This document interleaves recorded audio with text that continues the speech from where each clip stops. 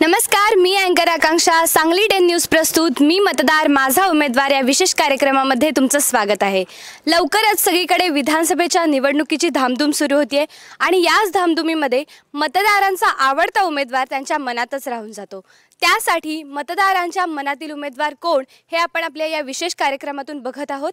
वाळवा इस्लामपूर मतदारसंघातील कारंदवाडी या गावात आता आपण सध्या आहोत आणि तेथील मतदार ग्रामस्थांशी आपण संवाद साधणार आहोत आणि त्यांच्या मनातील उमेदवार कोण हे जाणून घेणार आहोत आपल्या या विशेष कार्यक्रमातून. मी मतदार माझा उमेदवार. चला बघूया. नमस्कार. नमस्कार. तुमचं नाव? अप्पासो विष्णू हाके. सध्या सगळीकडे जी निवडणुकीची धामधूम आहे ती सुरू झालेली आहे. तुम्हाला वाळवा इस्लामपूर मतदारसंघाकडे तुम्ही कशा पद्धतीने बघताय? काय वाटतं तुम्हाला या मतदारसंघाबद्दल? वाळवा मतदारसंघ हा पूर्वीपासून जयंत पाटील साहेबांनी अतिशय विकासाची कामं केली आहेत आणि आमच्या गावात तर दुसरं कोणी एक पाटीसुद्धा काय टाकलेलं नाही. सगळं जे झालं आहे ते जयंत पाटील साहेबांच्या माध्यमातूनच झालं आहे आणि हा विकासाची कामं जी आहेत ती सगळी जयंत पाटील साहेबांच्या माध्यमातून झालेली आहेत आणि सगळ्या बाबतीत अगदी म्हणजे अगदी ह्याची सरकारमधली कामं असू द्यात किंवा अगदी वैयक्तिक कुणाची कामं असू द्यात, दवाखान्याचा काय प्रश्न असेल, काय पेशंट असतील तर त्यांच्यावर फुकट उपचार करण्याची व्यवस्था ही जयंत पाटील साहेबांनी अतिशय प्रभावीपणे राबवलेली आहे. तुम्ही तुमच्या या वाळवा इस्लामपूर मतदारसंघाकडे कशा पद्धतीने बघताय हे आपण चर्चा केलीच, पण कारंदवाडी गावामध्ये विकासाची कामं जी सांगितल्या पद्धतीने सांगितली होती त्या पद्धतीने होत आहेत का? होत आहेत. कशा पद्धतीने काम किंवा योजना ज्या आहेत त्या आपल्या लाभार्थ्यांना मिळत आहेत? सगळ्या योजना लाभार्थ्यापर्यंत पोहोचवण्याचं बारकाईनं त्यांच्याकडून बघितलं जातं आहे. त्यांची एक अगदी टीम असते, ती सगळी बारकाईने लोकांच्यापर्यंत पोहोचवण्याचं काम बघते आणि ती गावातलीच असते. गावातलेच नेते मंडळी, गावातले युवक मंडळी, कार्यकर्ते हे सगळे दारिद्र्य रेषेचं असेल, घरकुलची योजना असेल किंवा अन्य काही म्हणजे आजारपणाच्या हे असतील सुविधा लोकांना अगदी मुंबईपर्यंत ऑपरेशन नेऊन करण्याचं काम ही जयंत पाटील साहेबांच्या माध्यमातूनच झालेलं आहे. याबद्दल तुम्ही काय सांगाल की तुमच्या मनातील उमेदवार कोण? जयंत पाटील साहेब. ओके, धन्यवाद. नमस्कार. नमस्कार. तुमचं नाव? माझं नाव धोंडीराम कृष्णा कोळी. आपण बघतो आता निवडणुकीची धामधूम सुरू झालेली आहे, पण गेल्या 20 ते 30 वर्षामध्ये तुमच्या गावामध्ये विकासाची कामं कशा पद्धतीने तुमच्या आमदारांकडून केली जात आहेत? अगदी चांगल्या पद्धतीने केली जातात. साहेबामुळे आमचं कामं भरपूर झाल्यात, विकास पण भरपूर झालेला आहे, भरपूर निधी पण आणला आमच्या गावात आणि चांगला विकास कामं पण केलेली आहेत. ओके, तुमचं नाव? उदय हाके. तुम्ही काय करता? मी शेतकरी आहे.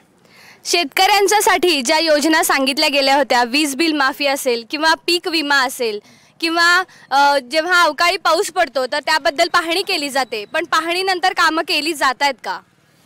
आत्ताच्या सरकारमध्ये काय ते झालेलं नाही, पण पूर्वी महाविकास आघाडीचं सरकार आणि महाआघाडीचं सरकार होतं त्यावेळेला ते बांधावर जाऊन लोक येणार शासनाचे आणि त्यावेळेला साहेबांनी आमच्या मतदारसंघातले नेते जयंत पाटील साहेबांच्या आदेशानं प्रत्येक कृषी सहाय्यक बांधावर जाऊन त्या शेतकऱ्याचे पंचनामे करणे आणि त्यांना भरपाई देण्यासाठी विधानसभेत साहेबांनी वेळोवेळी आवाज उठवला आहे. पण वेळोवेळी ती भरपाई मिळाली आहे का? हो, महापुराच्या काळात अगदी साहेबांनी ग्राउंड लेवलला येऊन अगदी इथं हाळ परिसर आहे, हाळ परिसरातल्या लोकांचे जनावरं बाहेर काढणाऱ्या लोकांना अगदी त्या जनावरांना खाद्य पुरवण्यापर्यंत, चारा पुरवण्यापर्यंत अतिशय साहेबांची टीम अतिशय चांगल्या पद्धतीने राबलेली.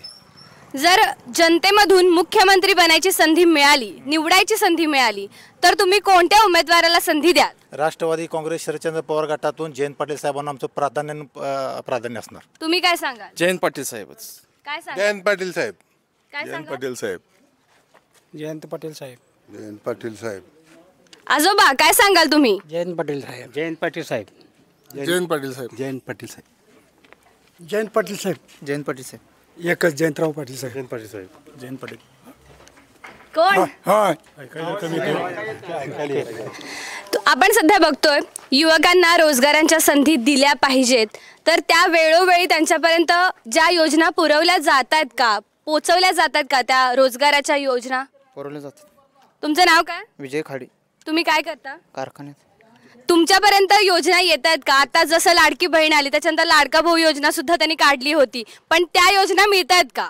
अजून नाही मिळालं. मिळालेला नाहीये. ओके.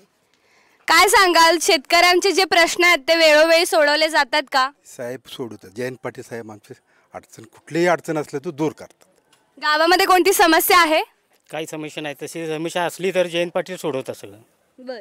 आजोबा काय सांगाल, गावाकडे कोणत्या पद्धतीने आमदारांनी लक्ष दिलं पाहिजे? अजून कोणत्या विकासाच्या योजना दिल्या पाहिजेत? ज्येष्ठांना कोणत्या योजनांचा लाभ दिला पाहिजे अजून, जसं की मोफत बसमधून प्रवास करणं आलं, पेन्शन योजना असेल, तर याच्याबद्दल तुम्ही काय सांगाल? काय योजना सर्व राबविलेल्या आहे जयंत पाटील साहेबांनी आजपर्यंत. तुमच्या गावामध्ये सगळ्या गोष्टी मिळतात सगळ्या गोष्टी तुम्हाला? मिळतात. बर. मग यावेळी महाराष्ट्रात तुतारी वाजेल का? 101% वाजणार. कारण काय सांगाल? यावेळी जयंत पाटील साहेबांची तुतारी अगदी दुमदुमत अगदी जोरात वाजणार. तुमचं नाव ताई? माझं नाव सौ पद्मजा सुरेश कबाडे, माजी सरपंच, लोकनियुक्त सरपंच. आपण आता सध्या सगळीकडे बघतोय महिलांवर अत्याचार, मुलींवर अत्याचार, बलात्काराचे जे प्रकार आहेत अत्यंत दुर्दैवी आहेत आणि ह्या गोष्टी खूप मोठ्या प्रमाणात होताना आपल्याला दिसतात. तर त्याच्यावर आळा घालण्यासाठी सरकारने कोणतं पाऊल उचलावं? आपले जयंत पाटील साहेब ज्यावेळी गृहमंत्री होते त्यावेळी अगदी सुव्यवस्थितपणे सगळं सुरळीतपणे चालू होतं, पण आता तसं सर्व विस्कळीतपणा जाणवतोय. या सर्व गोष्टीकडे सरकारने लक्ष दिलं पाहिजे. तुमच्या गावामध्ये महिलांसाठी बचत गट असेल किंवा अजून कोणत्या योजना महिलांसाठी खास राबवाव्यात असं तुम्ही तुमच्या आमदारांना सांगाल? हो सांगणार आहेच. आमच्या गावात बऱ्यापैकी सगळं म्हणजे चालू आहे. बचत गटाचं काम अगदी चांगल्या प्रमाणात चालू आहे. महिलांचे जे उपक्रम असतात ते साहेबांच्या माध्यमातून अगदी 100% व्यवस्थित चालू आहेत. ओके. काय सांगाल, सध्या आपण बघतोय सगळीकडे कामगारांना काही पद्धतीच्या योजना दिल्या जातात, कामगारांसाठी असेल, शेतकऱ्यांसाठी, पण त्या कामगारांपर्यंत, शेतकऱ्यांपर्यंत व्यवस्थितपणे पोहोचवल्या जातात का योजना? नाही, योजना पोचवलेल्या जात नाहीत आणि शेतकऱ्यावर अधिभार टाकला जातो. आणि शेतकऱ्यांना खताच्या GST सारखी ही योजना आहे, ती म्हणजे जास्त कर घेणे आणि त्याचेच पैसे तुटपुंजे देणे, असं फसवणुकीचं काम आणि ही करण्याचं काम ही शासन करत आहे. आणि त्यामुळं हे सरकार बदललं पाहिजे ह्या वेळेला आणि पुन्हा एकदा तुतारी वाजली पाहिजे. नमस्कार आजोबा. तुमचं नाव? भगवान रामचंद्र पाटील.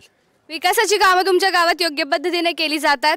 आमच्या गावात उद्योगाची कामं हे सरकार आल्यापासून अजिबात नाहीत. पूर्वी सगळी जयंत पाटलांनी केलेले आहेत, कुठलंही काम राखलेलं नाही. आणि अजूनसुद्धा ते जरी नसले आमदार आहेत तरी सुद्धा ते आमचे लोकांचे कामं, कामगारांना कारखान्यात कामाला घेणं, कुणाच्या काय अडचणी आहेत, कुठं काय असेल ते सगळंच जयंत पाटील साहेब करतात. महाराष्ट्रात जे काही राजकारण सुरू आहे त्याबद्दल तुमचं काय मत आहे? राजकारण गचाळ राजकारण आहे, काही उपयोगाचं नाही.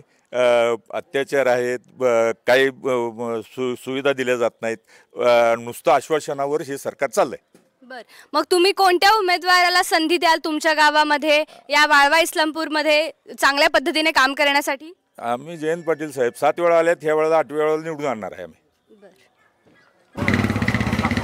नमस्कार. नमस्कार. तुमचं नाव? नंदकुमार गोंडा कनसे. आता विधानसभेच्या निवडणुका जाहीर झालेल्या आहेत आणि असं म्हटलं जातं की निवडणुका आल्यावरच आमदार आपल्या गावात येत असतात, त्याच्या आधी विकासाची कामं फारशी केली जात नाहीत. पण याबद्दल तुमचं काय मत आहे? तुमच्या गावामध्ये विकासाची कामं वेळोवेळी होत आहेत का? असं कोण म्हणतंय येत नाहीत? आपण ऐकत असतो ना असं. म्हणणारच की त्यांच्यामुळे सगळा विकास झालाय बर. या वाळवा तालुक्यात. बर.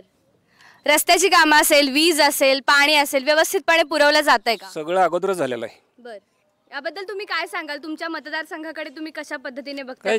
जयंत पाटील साहेबच येणार ना पुढच्या 10 वर्षामध्ये अजून कोणत्या गोष्टींचा विकास तुमच्या गावात झाला पाहिजे? होणार की सगळा विकास करणार साहेब, सगळा विकास करणार. व्यापाऱ्यांच्या दृष्टिकोनातून कोणत्या योजना व्यापाऱ्यांपर्यंत पोहोचाव्यात असं तुमचं मत आहे?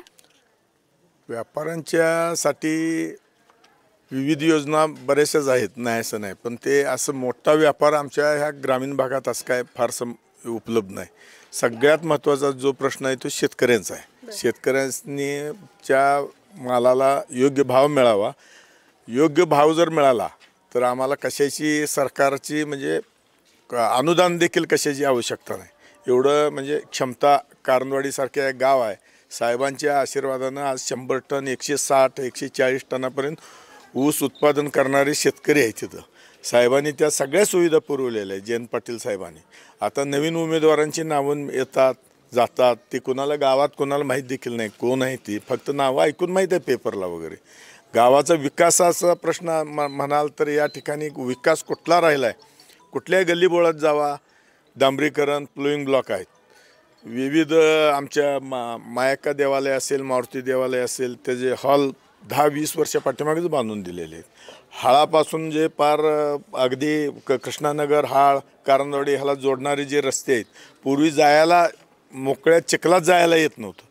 साहेबांना मोटरसायकलीवर जायची पाळी येत होती, तर त्यावेळी मुलीसुद्धा त्या विभागातल्या लोकांना म्हणजे मुलांना देत नव्हत्या, कारण इतकं बिकट परिस्थिती होती.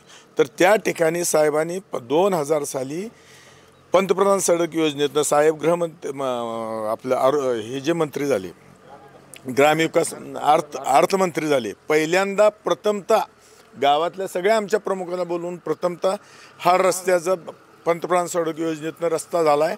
आज 25 वर्ष होऊन गेली, एक टवका देखील निघालेला नाही. कृष्णा हाळापासून ते हाके वस्तीपासून ते हाळापर्यंत 93 दिवस एक्स्काव्हेटर दिला होता त्यावेळी. आत्ता जर बघितलं तर विकास म्हणजे विकासाचा प्रश्न सुचवायला आमच्या कार्यकर्त्यांना कुणाला विचार आहे या भागात, कुणालाही साहेबांनी हे केलं नाही. कुठल्याही गल्लीबोळात जावा, कानकोपऱ्या कारखान्याच्या इंडोमेस्टर्सतर्फे प्रत्येक गल्लीबोळात आणि कानाकोपऱ्यात समजा जलस्वराज वगैरे काय प्रॉब्लेम आला, नदीचा महापूर आला, तरी ते पाण्याची व्यवस्था व्हावी म्हणून प्रत्येक गल्लीबोळात बोर आहेत, स्मशानभूमी आहेत. आम्हाला माहीत देखील नव्हते आम्ही ही बांधणार आहे आपलं हे नदीकडला घाट. साहेबांनी मंजूर केल्यावर आम्हाला कळलं, आम्ही कधी मागितलं बी नव्हतं, कारण एवढं बिकट रस्ता, तो रस्ता देखील झाला, कुठलं काही ठेवलेलं नाही. आता प्रत्येकाची अपेक्षा आहेत, नवीन कामं पूर्वीची झालेली आहेत, ते त्याला डागडुजी वगैरे ही विकास कामं झाली. ग्रामपंचायत इमारत नव्हती ती झाली, सर्व सोसायटी त्यांच्या मार्गदर्शनाने 2-2 सोसायटीच्या आमच्या मोठ्या इमारती झाल्यात, मंदिराची कामं झाल्यात. कुठं काम कुठलं सभागृहाचं आता ही आपण थांबतो इथं मागच्या बाजूला जवळजवळ 30-40 लाख रुपये खर्च करून म्हणजे हॉल बांधला आहे. छोटे मोठे कार्यक्रम आमचे होत्यात. सर्वसामान्य गरीब लोकांना होतकरू लोकांना आम्ही कारखान्यात आमच्या कार्यकर्त्यांनी नावं सुचवल्यापर्यंत 25-30 कर्मचारी आहेत. कुठला विकास म्हणून आता कुठला राहिला आहे कुणालाही कुणीही सांगावं. आता गल्लीबोळत जावा किंवा कुठं घरकुल असतील किंवा काय असतील, जिल्हा परिषद सदस्य संभाजी कचरे होते, आता रमेश हाके आहेत, राजारामबापू कारखाने संचालक, ह्या सगळ्या आम्ही दोघा-तिघांनी मिळून सर्व कार्यकर्त्यांना घेऊन सर्व जवळजवळ कामं केलं. आमचे सरपंच मॅडम माझी आहेत. ह्या कुठंही काम कुठल्याही कानाकोपऱ्यात आमचे कार्यकर्ते साहेबांचे एवढे आहेत की प्रत्येक क्षणी कुठं अडचण आली की साहेबांना फोन केला की दुसऱ्या-तिसऱ्या दिवशी काम होतात. कुठलं आरोग्य असेल, काही असेल, कुठलं काही राहिलेलं नाही. मॅडम कुठलंही विचारा तुम्ही, त्याचं आम्ही उत्तर पुराव्यासहित सादर करतो. सांगली 10 न्यूज प्रस्तुत मी मतदार माझा उमेदवार या विशेष कार्यक्रमामध्ये तुमचं स्वागत आहे. सध्या आपण आहोत कारंदवाडी गावात आणि येथील ग्रामस्थांशी आपण संवाद साधत आहोत आणि त्यांच्याकडून माहिती जाणून घेत आहोत. नमस्कार. नमस्कार. तुमचं नाव? किरण पाटील. तुमच्या गावात विकासाची कामं योग्य पद्धतीने केली जात आहेत का? हो, योग्य पद्धतीने चालू आहेत. जयंत पाटील साहेबांच्या मार्गदर्शनाखाली विकास कामाची कोणतीही आत्तापर्यंत अडचण नाही. आत्ता पण चालूच आहेत आणि इथून पुढे पण चालूच राहतील. नमस्कार. नमस्कार. तुमचं नाव? हिम्मत पाटील. आपण सध्या सगळीकडे बघतोय की शेतकऱ्यांसाठीचा जो पीक विमा आहे तसेच वीज बिल माफी असेल या योजना सरकारकडून जाहीर केलेल्या आहेत, पण त्या सरकारकडून शेतकऱ्यांपर्यंत पोहोचतायत का? अजून तर वीज बिलं अजून तर आमच्यापर्यंत काय पोचलेलं नाही, कारण जे आहे तेच आम्ही बोलणार. शेतकऱ्यांचं बऱ्यापैकी अजून कोणतीही आमच्यापर्यंत योजना आलेली नाही शेतकऱ्यांच्यासाठी. सरकारने शेतकऱ्यांसाठी कोणत्या योजना राबवल्या पाहिजेत असं तुम्ही सरकारला सांगाल? लाईट बिल शेतीचं माफ केलं पाहिजे. त्यानंतर शेतीचे जे हमीभाव किंवा बाकीची ह्या गोष्टी खतांचे पण अनुदान ही केले पाहिजेत, वाढवले पाहिजे. हां, ठीक आहे. नमस्कार. नमस्कार. तुमचं नाव? रमेश पाटील. आता आपण बघतोय सगळीकडे सध्या अवकाळी पाऊस आहे तो चालू झालेला आहे आणि यामुळे पिकांचं मोठ्या प्रमाणात नुकसान होतंय. सरकारकडून या पिकाची पाहणी तर होतीये, पण त्याच्यावर काम केलं जातंय का? नाही, अजिबात काम होत आहे. कुठली ठोस कारवाई नाही. आश्वासना पलीकडे काही नाही सरकारचं. पाहणीनंतर किती वेळात तुम्हाला त्या पिकाचं नुकसान भरपाई मिळावी अशी तुम्ही सरकारला विनंती कराल? अहो 1-2 महिन्यात तरी आम्हाला मिळालं पाहिजे बर पाणीनंतर. बर. नमस्कार. नमस्कार. तुमचं नाव? हर्षल जाधव. आता आपण बघतोय सगळीकडे रोजगारी जी आहे ती पुरवण्याची गरज आहे, कारण बेरोजगार लोकांची संख्या वाढत चाललेली आहे. युवकांमध्ये बेरोजगारी वाढताना दिसते आपल्याला. तुम्ही सरकारला काय सांगाल रोजगाराबद्दल? रोजगाराची निर्मिती केली पाहिजे सरकारनं. कशा पद्धतीने? MIDC, कारखाना अशा सुविधा केल्या पाहिजेत. बर. जर नमस्कार. नमस्ते. आता आपण बघतोय सगळीकडे सध्या जी विधानसभेची धामधूम सुरू झालेली आहे आणि या धामधुमीमध्ये विकासाच्या कामांकडे योग्य पद्धतीने लक्ष दिलं जाते का तुमच्या गावात? सध्या आमच्या गावात विकास चालू आहे. गेल्या 20-30 वर्षांमध्ये विकासाची कामं जी रखडली होती किंवा जी चालू होती त्यांचा शेवटच्या टप्प्यावर आलेली आहेत का ती कामं? आलेले काय कोणती कोणती विकासाची नाही. कामं आता आमच्या गावात बरेच म्हणजे प्रश्न होते, रस्त्याचे प्रश्न होते, ते बऱ्यापैकी सुटत आलेत. पाणंद रस्ते होते ते पण झालेत. शेवटी विकास हा कधीही संपत नसतो, म्हणजे कोणतंही सरकार येऊन दे काय येऊन दे, प्रत्येकजण पूर्ण फुलफिल काय करू शकत नाही. काही गोष्टी राहतात, पण ग्रामीण भागाच्या लेवलला ज्या काही गोष्टी अजून रस्ते जेवढ्या चांगल्या पद्धतीने करायचे पाहिजेत ते अजून होत नाही. काय विनंती कराल तुमच्या आमदारांना किंवा काय सांगाल तुमच्या उमेदवारांना, कोणत्या पद्धतीचे विकासाची कामं अजून तुमच्या गावात झाली पाहिजेत? आमच्या गावात रस्त्याचे काम काय अपुरे आहेत ती पूर्ण चांगल्या पद्धतीने झाली पाहिजेत असं आमची हे आहे. आणि दुसरी गोष्ट आमच्या इथल्या रोजगार अजून मिळाला पाहिजे. बेरोजगार तरुण पदवीधर तरुण आहेत त्यांना रोजगार मिळाला पाहिजे. त्यामुळं बऱ्याच गोष्टीची अडचण आहेत. आत्ता जी काय महिलांना जी काय बहीण लाडकी बहीण योजना निघाल्या, ही योजना आत्ताच्या सरकारनं फक्त पुढचं विधानसभा धरूनच काढल्या असं माझं वैयक्तिक मत आहे. त्याच्यापेक्षा महिला सक्षमीकरणासाठी हा पैसा खर्च झाला असता. आता जो काय आमच्या एका जिल्ह्याला जवळजवळ 200 कोटी रुपये येतात, आज अखेर 3रा हप्ता पण यायला लागला आहे. ह्याचा जर उपयोग जर महिला सक्षमीकरणासाठी झाला असता, महिलांना महिला उद्योग त्यांचे गृह उद्योग असे वाढले असते तर महिला अधिक बळकट झाले असते. तुमचे 1500 रुपये आपल्याला किती दिवस पुरणार आहेत हा मुद्दा आहे. मग तो पैसा असा वाया जाण्यापेक्षा महिला जर सक्षम झाल्या असत्या तर त्यांना पुढं एखादा उद्योग काय असू दे, गृह उद्योग साधं पापड करायचा असू दे किंवा सेवाय करायचं असू दे, काही असू दे, म्हणजे हे उद्योग आले पाहिजेत. किंवा एखाद्या महिलेला म्हैस घेण्यासाठी किंवा म्हणजे शेतीवर आधारित व्यवसाय येतो, अशांना तो पैसा गेला असता त्यांच्या त्या दृष्टीनं किंवा त्या दृष्टीनं तो पैसा गेला असता तर समाजात नवीन क्रांती झाली असती. आता आमचा काय विरोध नाही त्या योजनेला लाडकी बहीण, पण तो पैसा इकडे डायव्हर्ट केला असता तर महिला अधिक सक्षम झाल्या असत्या. ओके. नमस्कार ताई. नमस्कार. तुमचं नाव? माझं नाव वर्षा महेश पाटील. आता आपण बघतोय सगळीकडे महिलांवर जे अत्याचाराचं प्रमाण आहे ते वाढलेलं दिसतंय आपल्याला. त्याच्यावर सरकारने कोणती ठोस कारवाई करावी असं तुमचं मत आहे? नेहमी असणारे गुन्हेगार त्यांना नेहमी कडक शिक्षा दिली पाहिजे, कारण ती महिलांचा अत्याचार होणारच नाही. ती यापुढे त्यांनी काळजी घेतली पाहिजे. ओके. सगळ्यांसाठी एक प्रश्न आहे, तो म्हणजे जर आपल्या जनतेतून मुख्यमंत्री निवडायची संधी मिळाली तर तुम्ही कोणत्या उमेदवाराला संधी द्याल आणि निवडून द्याल? आदरणीय जयंत पाटील साहेब. काय सांगाल? जयंत पाटील साहेब. जयंत पाटील साहेब. जयंत पाटील साहेब.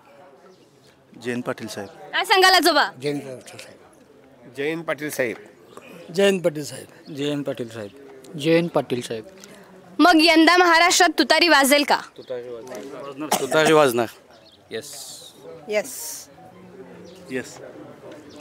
ओके. आता आपण आहोत वाळवा इस्लामपूर मतदारसंघातील कारंदवाडी या गावात आणि या गावातील मतदार ग्रामस्थांशी आपण चर्चा केलेली आहे, आढावा घेतला आहे आणि आता आपण पुढच्या गावी जाणार आहोत. तोपर्यंत बघत रहा सांगली 10 न्यूज आणि आमच्या चॅनलला सबस्क्राईब करायला विसरू नका. धन्यवाद.